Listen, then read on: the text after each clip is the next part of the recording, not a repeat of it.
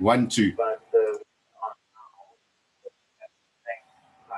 peak height, the same height as it were previously. And we probably have another 8 days to go. If it will mirror the previous 2 waves that were remarkably similar, actually. Civilizations and the intensity numbers also seem to be remarkably similar. So I guess this week will be the real test. But the similarity certainly is there to be seen. There is 6 OBS, there is 6 RJD.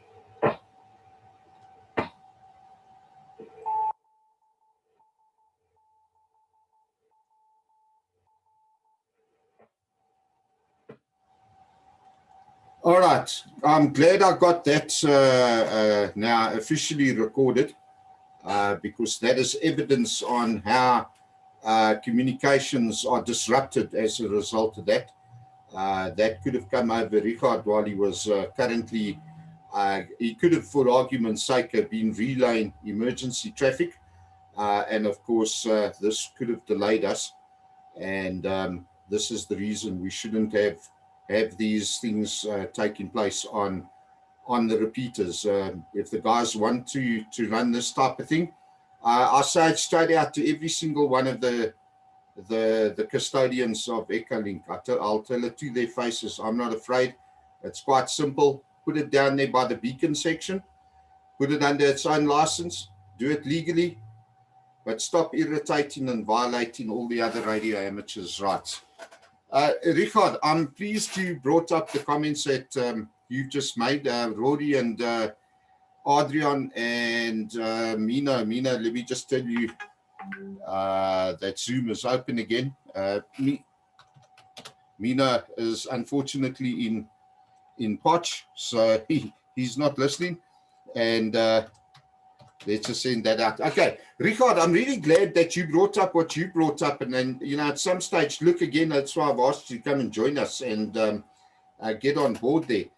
I'd like to know more of what you were doing 20-odd years ago in the Western Cape, because you may very well have been doing something to what I was doing up in Southern Transvaal. And funny enough, I was speaking to Lawrence not too long ago and telling him what actually happened there.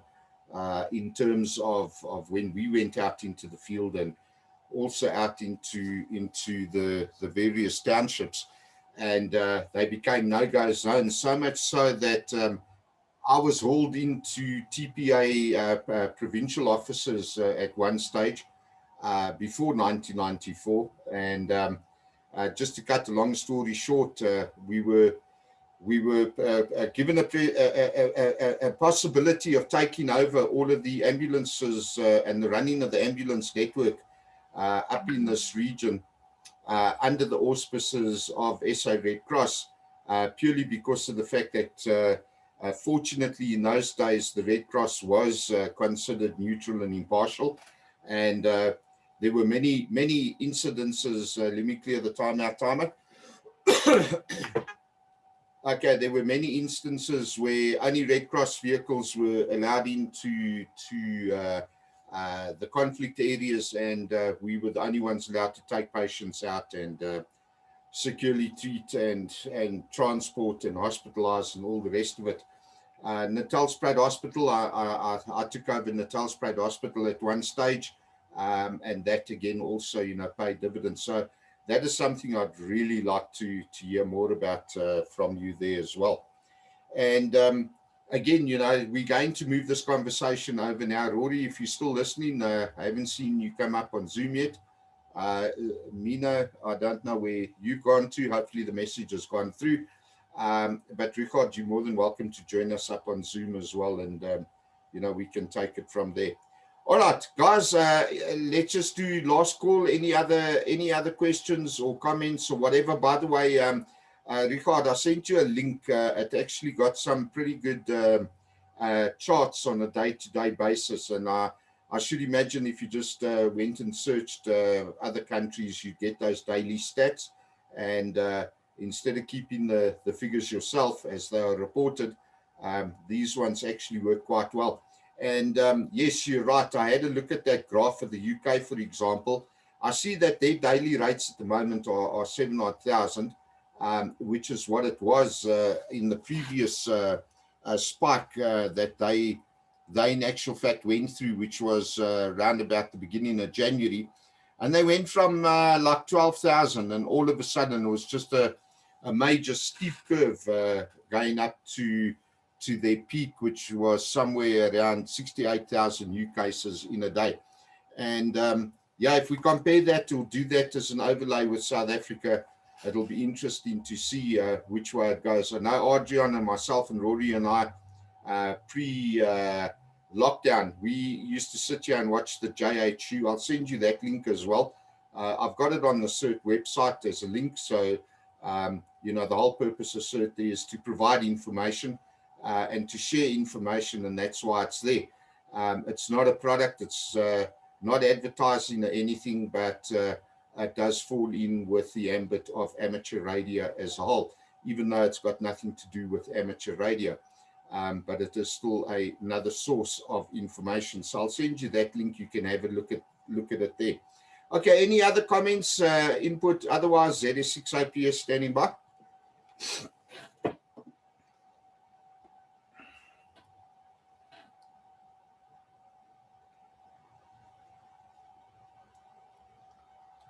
Okay, nothing else heard there. Let's hear. Anybody want to add themselves to the list for this evening? Please go ahead now. ZS6 OPS standing by.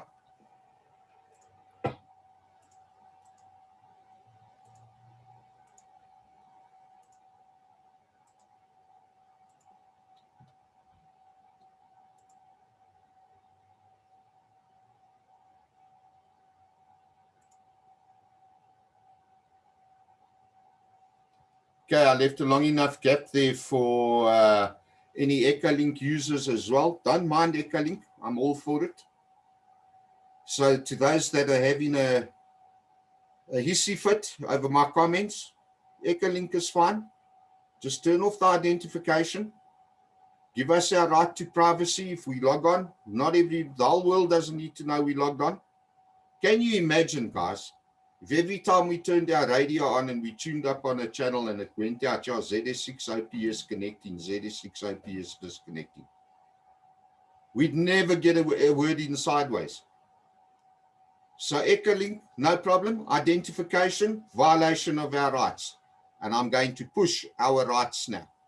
That's what this boils down to. So be aware that I'm on the warpath and I will not let go. I'm like a dog with a bone. And the bone is EchoLink identifications. Bottom line, it comes down, and it comes down now because there will be consequences. That's guaranteed. On that note, guys, please have a good week. Yes, I'm annoyed, very annoyed, especially when I'm listening to people that are having problems. And now people are dying around us. Now we are being restricted and limited. Please have a good week. And of course, yeah, do all the necessary stuff, you know, the social distancing. One of the reports came through today as well that motor vehicle accidents are becoming super spreader events where healthcare workers arrive at the scene, i.e. our ambulance services arrive at the scene. And yeah, all the bystanders and the pedestrians and everybody else that's getting involved are not social distancing, masked up or anything along those lines. And it's just spreading like wildfire. And whether or not we hit that like 60, 70, 100,000, you never know. It could happen, and it could happen quite easily. So wear your mask in public, sanitize, wash your hands on a regular basis. And to be quite honest, do like I do. Wipe your face down as well. Ask Rory. Rory's walked in here many a time, even before COVID-19, to find me crying because I got sanitizer in my eyes. Rory, stop laughing. It's not funny. I know it's humorous, but I've got two of them, and they're both in my body. The one is called the left arm, upper arm, and the other is called the right upper arm. So no humor, please. Guys, be safe, be prepared, and of course, be happy. ZS6 OPS releasing 145. decimal 625 for general use. Cheers all.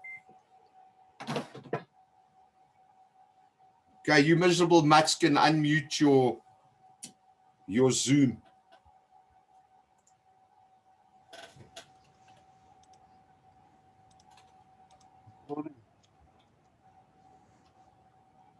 Hello.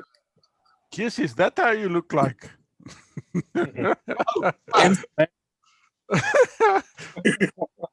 Oh, fuck. No, jeez. Hang on. Was that Rory that came up? You need to take a photo, really. Holy macro. Is that a Ferrari image he's got on his left pocket resting? Oh, it's his nipples, sorry. I see Mr. Richard is joining us. That's great. We can meet the man. Or JV. Let me save that. Right, Mr. Richard, you can unmute your microphone and we can do a radio check. And hopefully if you don't have the bandwidth and on a shitty internet connection, just for 10 seconds, turn your video on so we can compare you to that ugly one on the left there called Rory. Oh, wait, it's Battis. It's Battis. Battis is the one. The good, the bad, and the ugly. That was bad. This jealousy must stop now. Oh, at least your backyard fiction is better. Battis, what a pleasure. Anyway, good evening, Mr. Richard. Trust you are well. Nice to meet you. Adrian, you take it around with Richard, and then Battis, and then Rory.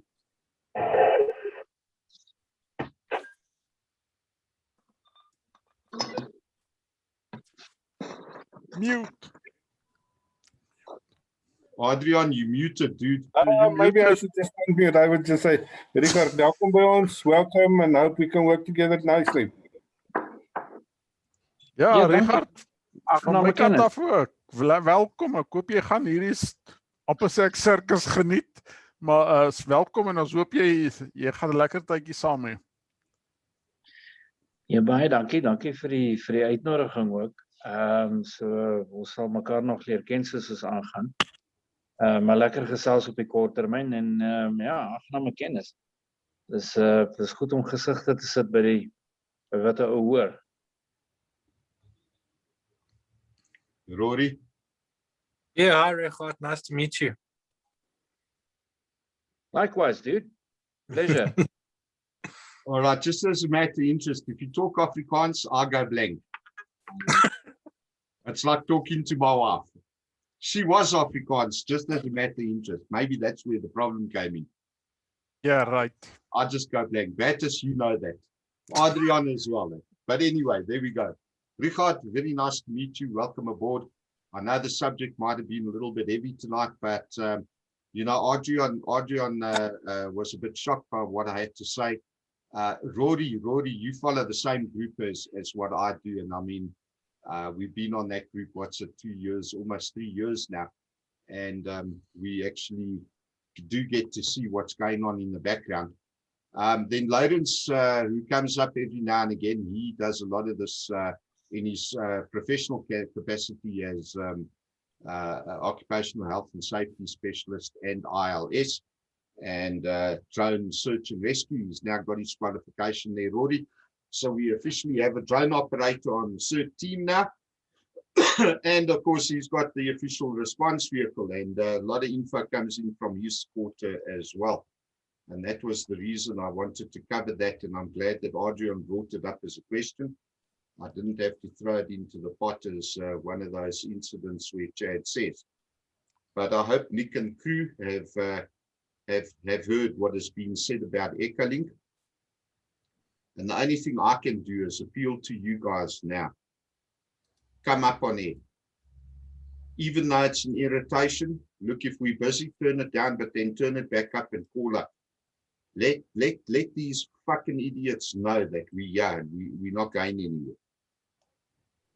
And I really hope Nick has heard what I've had to say tonight, and I'm going to put something out on the WhatsApp group soon. I warned Rory it's coming.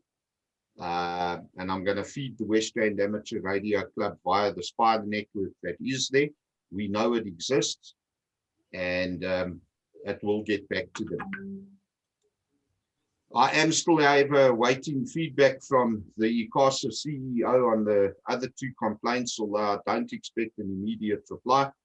I think that that one of the bribery and corruption is going to take a fair bit of time, because I have a feeling that might have to go through a disciplinary process before any sort of official report is given back. I think that one is the biggest one of the lot. So yeah, Adrian, comments from your side?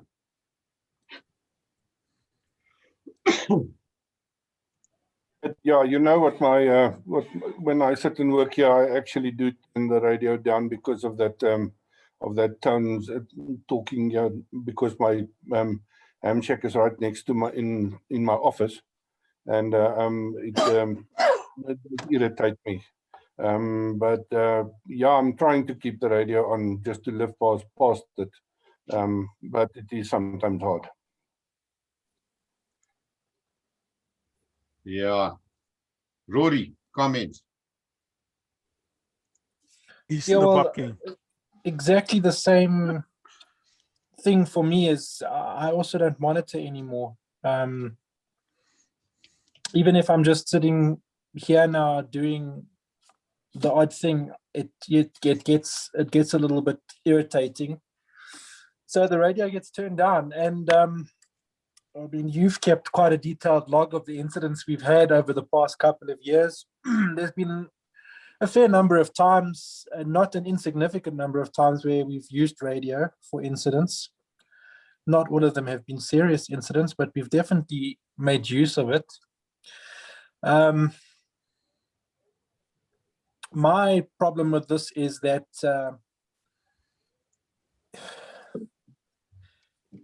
you know, we're going to get worked up over it, but at the end of the day, I don't think that they are going to take anything that we have to say seriously. I don't think they're going to switch it off. While you were talking, someone was trying to key you out. While you were talking, the Morse code was going on underneath you. While you were talking, somebody was making fart noises over your transmission. So that just goes again to show the mentality that you're dealing with there. And another thing, unfortunately, is that it's coming from Chad. So therefore, anything that comes from Chad is automatically null and void because of where it's coming from. Yes, the rest of us need to stand up and say something, but for me personally, I'll just switch the radio off and not bother. I'll monitor the emergency groups, I'll monitor the CPF stuff, and if I'm around, I'll hear the radio. If I'm not, I'm not. I've had it with these amateur guys and their mentality, and I don't have the energy to fight it, to be perfectly honest. I just don't have the energy or the will to fight it. So I don't think I don't know how far you want to take it, but it's just, it's going to fuel them to do it more. One of the things that Nick could do, if he was using it to monitor his own station, he could possibly set the CW, I might have this wrong now, but he could possibly set the CW on a DSC, so that if your radio is not tuned up to that specific DSC, then you won't hear it. It'll just be a transmission that takes place. Yes, again, you're having the silly transmission, but perhaps you could do it every 2 hours instead of every 15 minutes, and only his radio would receive it. Or anybody who would like to receive it can set their RX on that specific DSC, and then they can hear the Morse code. Otherwise, we're not going to hear anything except the repeater key up for a few seconds and then off again. There's a way to overcome it so that he's happy, we happier, and we don't have to listen to this. It's not just you that's irritated with it. There's a lot of people that are irritated with it. The old timers are irritated with it, but they won't make a fight because they're club members and they don't want to stir the pot and they don't want to ruffle tail feathers, etc., etc. And I think that's where most people fit in terms of amateur radio and the use of amateur radio that most people use it for. They're empathetic or apathetic or just pathetic. I don't know. So I don't know, Chad. You're gonna get kickback, obviously. If you've got the time and the energy to fight it, then I'll say go for it. But I don't know. I don't know what the answer is. We're not on good terms with these guys, and that's the unfortunate thing. There's no open communication channel there. so you could just have a reasonable conversation with the guy and say, this is where it's affecting us. This is why we would like it not to happen as frequently and after 7 o'clock at night when we're all winding down for the day, but would still like to monitor the radios in case we need it. You know, during the day is one thing, but when you go to bed at night, it's a different story. So I don't know. I don't know what to think, but you've started the fight now. That's for sure. Yeah, well, I just sent out the radio amateur code on the general chat group there. Ricardo, I think I must add you there. Then you can also follow our humor. Every now and again, something amateur related that might be of interest to you might pop up there. Generally, the groups have settled down from what they were last year. I threw my toys out the pot as an administrator. I had to put my foot down and, you know, stop all the fake news and misleading information and blatant lies and all the rest of it. So let's look at our groups in the appropriate manner. The emergency communication radio network general chat is open to all radio amateurs. And we should be discussing amateur related stuff there. And then the CERT volunteers. Right now, whose phone is ringing? Yours. Huh. But it doesn't tell me who's phoning. Can you believe it? Oh, now you're going to get it. Now you're going to get it. It's my family. They're phoning me at this time of the bloody night. Tell them it's 7 o'clock. Gonna tell them I'm in fucking bed. What's your story? I'll probably die. My phone was bringing in all the Gauteng EMS. Oh, wait a minute. Now suddenly I got an accept, Gavin. Holy shit. There we go. Guys, can you believe this? I've actually got my sister and where's my camera? My sister and brother-in-law up on Zoom. And I don't know where Sharon is, but you two miserable bloody mutts. Good evening. How are you? You can ask. I don't know. I created the fucking group, eh? Quite easily. I pushed the buttons. Meetings. Okay, so just hold on a second, guys. Let me finish up and wrap up here on the other side a minute. Don't run away. Just stay there. Hello, sister. Yeah, but I actually want everybody to come up on Zoom. You can't do this, right? Can't do what? Just invite yourself and put me on this group and do what you want to do in this group. Why? As Bully said, it's spooky. Didn't you see?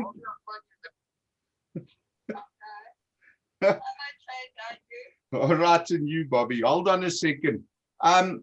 Let me call you back. Let me just finish with this meeting here quickly. Okay. Okay, bye. All right, Batters, your comments. Something that's interesting to me is that this Morse code or thing that's happening have a priority over anything that's discussed. So if you're busy in the meeting, it is overriding it. First thing. And the second thing that I have a problem with, the guy that installed it most probably isn't on the air to listen to it because he's getting irritated. So why the hell did he put it there if it's irritating him and he switched his system off? Doesn't make sense. Does he? How is he monitoring it? Anyway, that's just my 2 cents. And like you know, that I already sent them a mail from my side to tell them to switch it off. But yeah, they don't come back to me as well. Yeah, dude. Oh, now Gavin left the group. Jeez, why has he got to be in his bonnet?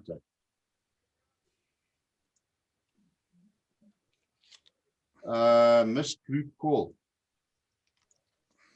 All right, I'll take it up with him just now. No, Battis, you got a point there. I mean, you never heard anything, and that's a couple of, well, that's what, 2 or 3 months already. Yeah. And there you go. Yeah. Richard, any comments from your side on what I had to say about all this? Well, at this point in time, I haven't been privy to the run-up of it all. So my only comment at this point in time is I'll have to get some popcorn. Yeah, Richard, don't feel obliged to take a side or anything like that, or listen to us moaning here to form an opinion. You know, really, sometimes it's better to get the full picture before you make a decision, make an informed decision. But basically, our stance is that this EchoLink Morse code goes off on the repeater. And it's at odd intervals. It's never like on the hour or on the half hour or every 15 minutes, or like it can be at any time. I think it seems to depend when it gets switched on. It goes off straight through the night. And so if you've got a radio and you're monitoring, it will wake you up or to wake the family up.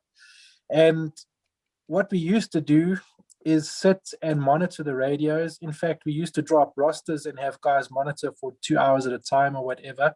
Unfortunately, that fell away during the whole COVID thing. But we've always been sort of there. Somebody's always been around, whether it's 1 o'clock in the morning, 2 o'clock in the morning to monitor. And there have been times when the radio has been used for emergency stuff. So from our point of view, it's just one of those things that it seems to be done with no real purpose. It's a Morse code beacon. Some of the other repeaters have got time and weather and stuff that go off is also at odd intervals. And again, if you're talking, it will just key up over you. It doesn't have the intelligence to decipher whether or not someone's using the repeater before it blurts out its beacon. So yeah, that's where the thing for us comes into play as like-minded individuals who have chosen to use amateur radio as a source of emergency communications and to assist the amateur fraternity and the community. In turn, it sort of hampers us a little bit. Yes, we have got our own frequencies that we can use, but that's not open to everybody that might need to call if there is an emergency. So that's basically what our stance is. What the West Rand clubs or Nick's stance exactly is, I'm not sure. We've heard different things from different people. So yeah, like I said earlier, Chad started something. Now I hope he's got the energy to follow through. But if I know him like I do, yeah, one way or another, something's going to happen. I don't know if it's going to be good or bad, though. Yeah, no, well, look, on Tuesday night, Nick made it quite clear that it's there for him to be able to monitor that his EchoLink is operational.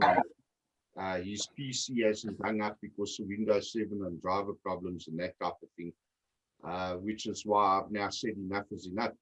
But Mr. Richard, I think you actually might have been discussing things there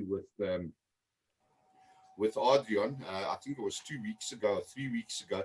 He also pitched up at one of the weekly nets with the bowl of popcorn. So I'm just trying to figure out how the hell you got onto the popcorn issue there. Would you care to elaborate?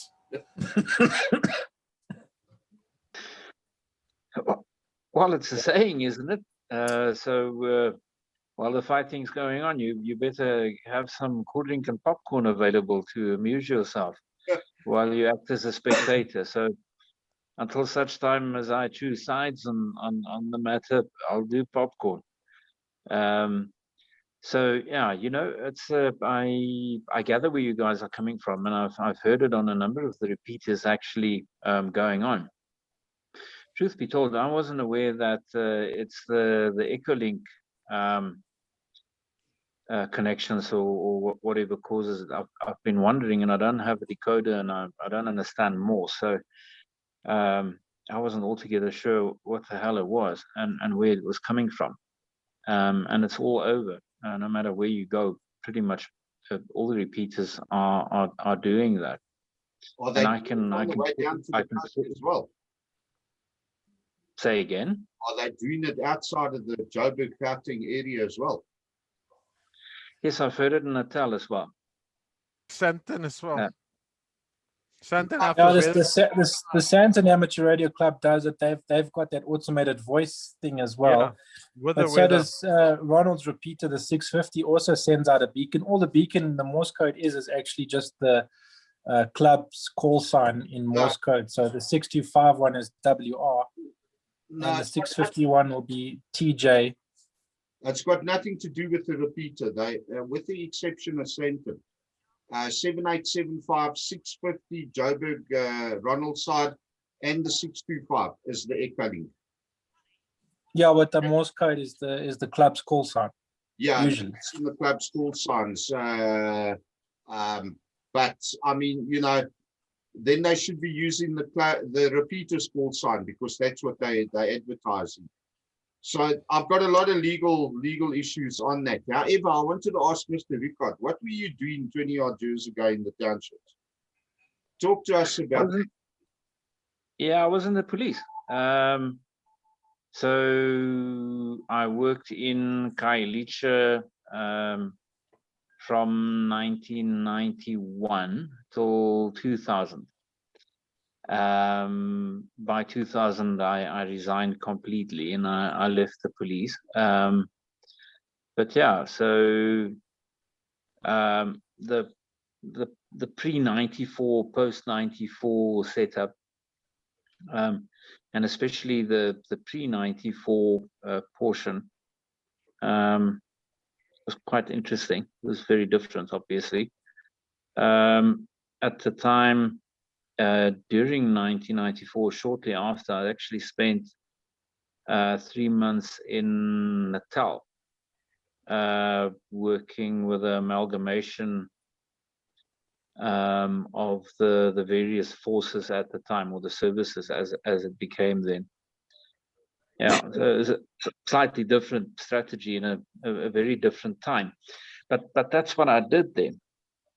And when you guys spoke about EMS services earlier, that didn't exist. It was a proper no-go area. In fact, there were large areas that were supposed to be no-go for us as well, which obviously led to a lot of confrontation. So we went where we had to go or wanted to go, whether it was no-go or go-go or whatever the hell we did. But very different times, very different times indeed. It's like, you know, at the time it was really just work. You went to work, but reflecting on it now, looking at whatever's happening now, yeah, things have changed, and it's changed a lot. So, you know, I think the way the townships work nowadays and the crime and the what have you is actually quite different. Back then it was sort of more a political kind of a setup. So it's pretty rough, but yeah, that was work at the time. You just went to work. So yeah, that answers it. That's how I spent those years in the townships. Well, based on the little bit that you've said, resonates with exactly what we had this time. I was involved in the townships from 79 all the way through till 90. When did I pull out of Red Cross? 92. The funny thing is, now you mentioned Khayelitsha, the founding member of DMISA, the Disaster Management Institute of South Africa, Pat Reed, she came up in the early 80s to Southern Transvaal to come and train us or provide us 2 weeks worth of training in terms of some of the disaster management and train the trainer and community organizer programs. And it was at that time that I met the likes of Evelyn. Now, Evelyn came up with 3 or 4 of her volunteers from Khayelitsha, funny enough. That was her main area of operation, and she came to share her experience of the early 80s with us in order for us to learn from it. Purely because of the fact that the crap started, of course, down in KZN, or Natal as it was known. And from there, it was exported down to Khayelitsha before it actually hit us up in Southern Transvaal. So, yeah, no, Rory, Adrian, where's Adrian? He's there. Battis, I'm going to keep quiet now. I want each of you to beat him up. He's got to go register. I'm not going to say anything anymore. It's not Adrian. What? Why are you guys picking on me? I said Rory, Battis, and Adrian. Speak to Richard. He's got to sign up. I'm going to keep quiet. Beat him up. Richard, jy moet aanskryf asseblief. I don't know what I need to tell you more, but I need you to sign on. On page 3, please. Just put your signature there. Fuck it, if that's what you call it. I'm not taking you to any part. But you know what's really missing tonight? You know what's really missing tonight? Yeah? The Speedo and the pink gumboots. Let me say it again. The Speedo and the pink gumboots. Yeah. Do you know who I'm talking about? No. Adrian? I can see you smiling. Where were you guys? George? Oh. Yeah, now I remember. Now you remember, because the same night I told Battis he had a dick on his head. At least he's changed his background. Yeah. All right, so there we go. Mr. Richard, please come and sign up. Come and register. Join us. Yeah, I've had a look at the website. And for me, it's a matter of understanding how I will contribute. But if I'm going to do something, I'll do it properly. Look, but just from my perspective, I'm always available to assist. That's just in my very nature. So whatever my skill set is and what I have currently, you know, in a time of need, I'll be very happy to be of assistance to the next guy. I probably need to understand more of what the requirements are, what the training schedules are, how much time it would take on a weekly basis. Also understanding that I travel a lot. So I do spend time here, but I also spend a hell of a lot of time away from here. And I also don't want to end up in something where, you know, I'm not committed to the extent that I should be. All right, we got 5 minutes left. I'm going to cover your points of concern in the 5 minutes, and the other guys can follow suit. If we time out, I'm not going to open the meeting up again. It'll give you some time to think about it. Now, starting at the very beginning, CERT will not be responding or reacting as a first response organization.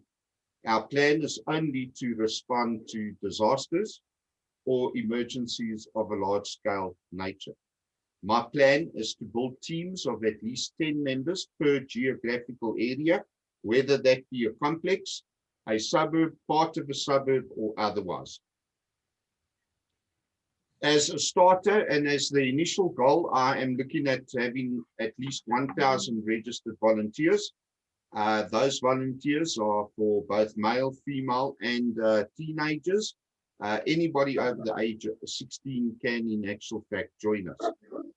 The areas of assistance that I am looking at, if the shit were to hit the fan of a natural or even man-made disaster, massive gas explosion, evacuation of areas, setting up of community shelters or emergency shelters, right the way down to your sort of search and rescue, digging through rubble on structural collapses, that kind of thing.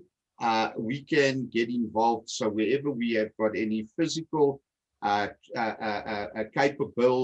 capability in providing assistance in those areas, and then of course couple that up with any official training.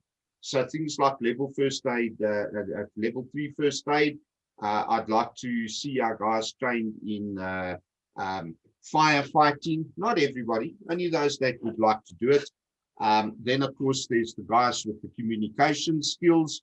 You already have a qualification on that one, besides your SAP skill set in terms of looking at security, securing areas, safety, safeguarding. That I'm just off the top of my head. Could be utilized to train other volunteers. The logistical support, whether that be just providing a vehicle, a transport vehicle to move people backwards and forwards, a bucky, a truck, a 4x4, whatever the case might be, moving a medical equipment if need be, even if it means just transporting bottles of water from a supplier distributor to a old age home, clinic, or otherwise, that type of thing on the logistical support.